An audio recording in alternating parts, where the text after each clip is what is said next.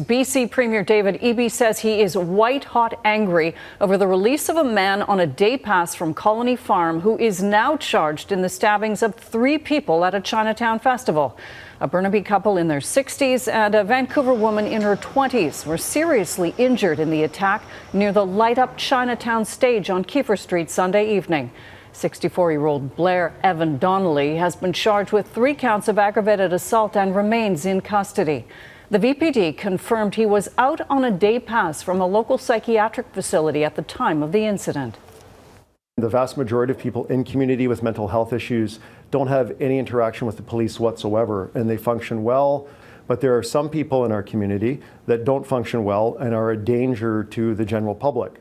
And this person is one of those people, apparently. So I do have a lot of concerns when somebody of that nature is out roaming around, not just anywhere in our community. This is a setback, but make no mistake about it. We're all here for the community. It's our community as well. And whatever we can do to make this place a better place, we will. We're not giving up. We're not giving up on this community whatsoever. Investigators say they're reviewing statements made at the scene and in custody to determine whether the attack was a hate crime. Donnelly was detained at a forensic psychiatric hospital in 2008 when he was found not criminally responsible by reason of mental disorder for the fatal stabbing of his 16-year-old daughter. The circumstances surrounding his day pass on Sunday are unclear. Keith Baldrey joins us now. And Keith, I was watching the news conference in which Eby was asked about the day pass. It was a passionate response. Passionate and unusual. And there's a lot of unusual things about this particular case. We usually don't get this type of background information on a suspect. And we're not talking just, 1 or 2 priors. We're getting information about his psychiatric past, his mental health problems, his time he spent at Colony Farm, previous stabbings that he's been involved in, his parole conditions. Usually stuff like this is held back until a court appearance. You also don't see politicians wading into this. They usually say, well, it's before the courts, not much I can say. David Eby today taking a completely different tack. I don't recall the last time a premier, even a cabinet minister, waded into a situation like this with very personal feelings about what his take is on this event in Chinatown. I am so angry. I am white-hot angry that this person was released unaccompanied into the community to have a devastating impact on all of the hard work of all of these community members.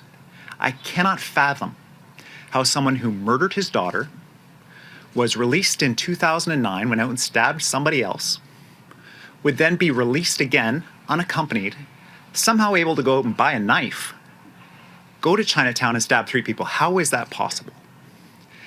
And so I can assure the people who were the victims of this attack and their families, everyone who is impacted by this horrific event, that our government will get to the bottom of how this happened. Again, quite extraordinary. You don't see every day a premier recite chapter and verse of a suspect's criminal past like this and display that type of emotion. But I think it speaks volumes of the continuing frustration politicians of all stripes have with the criminal justice system. You heard the police talking out in great detail about this suspect's past. Again, that's unusual. And this further, I think, exacerbates some of the tension that exists between the provincial government and the federal government and the criminal justice system about why these things keep happening, why people in this particular situation keep getting released from custody.